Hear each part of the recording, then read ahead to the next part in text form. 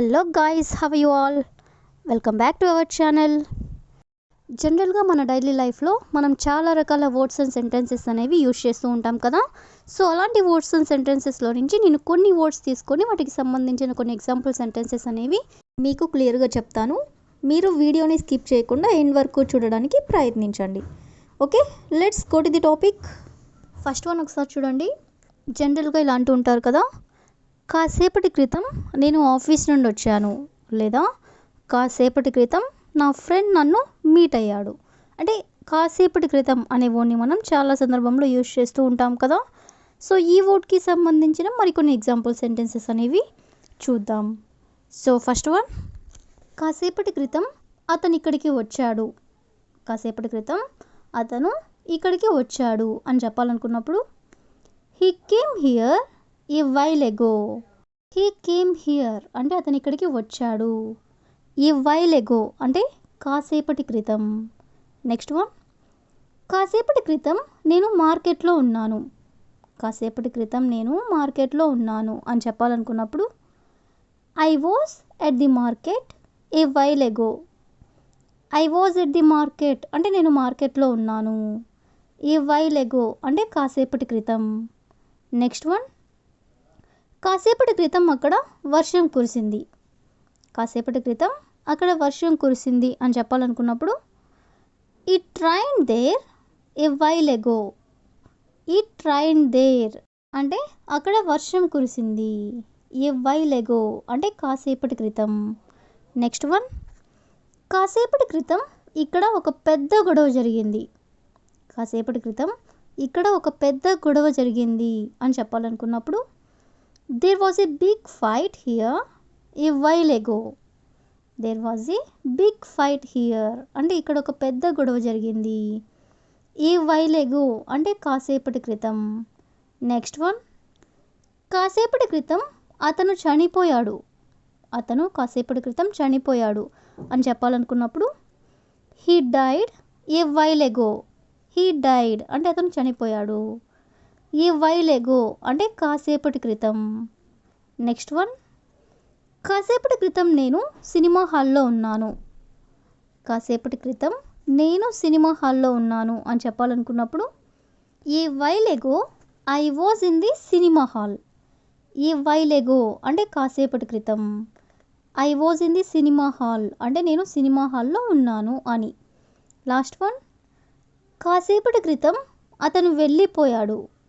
కాసేపటి క్రితం అతను వెళ్ళిపోయాడు అని చెప్పాలనుకున్నప్పుడు he left a while ago.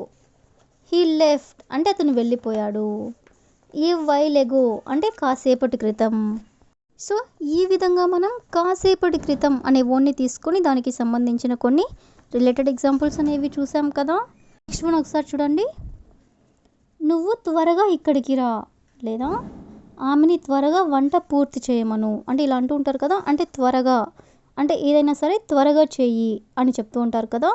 So ఇలాంటి సెంటెన్సెస్ని మనం ఇంగ్లీష్లో ఎలా చెప్పాలో మరికొన్ని ఎగ్జాంపుల్ సెంటెన్సెస్ ద్వారా తెలుసుకుందాం. సో ఫస్ట్ వన్, నేను త్వరగా ఆఫీస్ నుండి ఇంటికి వచ్చాను. నేను త్వరగా ఆఫీస్ నుండి ఇంటికి వచ్చాను అని చెప్పాలనుకున్నప్పుడు I came home from the office early. I came home from the office అంటే నేను ఆఫీస్ నుండి వచ్చాను. ఎర్లీ అంటే త్వరగా. నెక్స్ట్ వన్, ఆమెని త్వరగా ఎగ్జామ్ రాయమను. ఆమెని త్వరగా ఎగ్జామ్ రాయమను అని చెప్పాలనుకున్నప్పుడు tell her to write the exam quickly. Tell her అంటే ఆమెకి చెప్పండి. To write the exam quickly అంటే ఎగ్జామ్ త్వరగా రాయమని. నెక్స్ట్ వన్, నన్ను త్వరగా ఇక్కడ నుండి తీసుకుని వెళ్ళు. నన్ను త్వరగా ఇక్కడ నుండి తీసుకుని వెళ్ళు అని చెప్పాలనుకున్నప్పుడు take me out of here quickly. Take me out of here quickly అంటే నన్ను త్వరగా ఇక్కడ నుండి తీసుకుని వెళ్ళు. నెక్స్ట్ వన్, వాళ్ళని త్వరగా ఇక్కడ నుండి వెళ్ళమను. వాళ్ళని త్వరగా ఇక్కడ నుండి వెళ్ళమను అని చెప్పాలనుకున్నప్పుడు get them out of here quickly. Get them out of here quickly అంటే వాళ్ళని త్వరగా ఇక్కడ నుండి వెళ్ళమను. నెక్స్ట్ వన్, నేను త్వరగా కాలేజ్కి వెళ్ళాలి. నేను త్వరగా కాలేజ్కి వెళ్ళాలి అని చెప్పాలనుకున్నప్పుడు I have to go to college soon.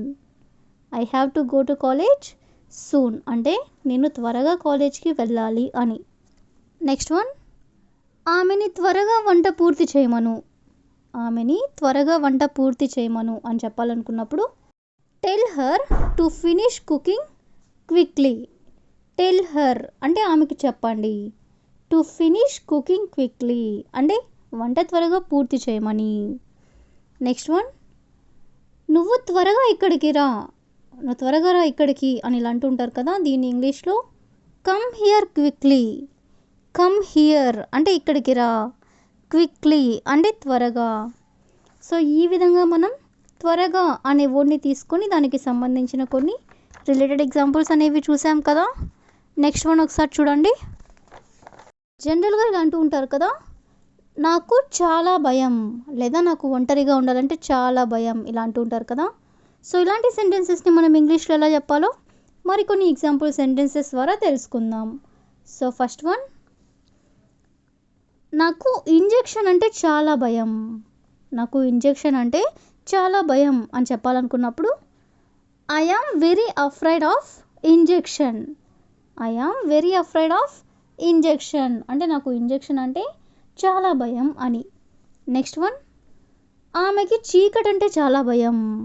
ఆమెకి చీకటి అంటే చాలా భయం అని చెప్పాలనుకున్నప్పుడు she is very afraid of the dark. She is very afraid of the dark అంటే ఆమెకి చీకటి అంటే చాలా భయం.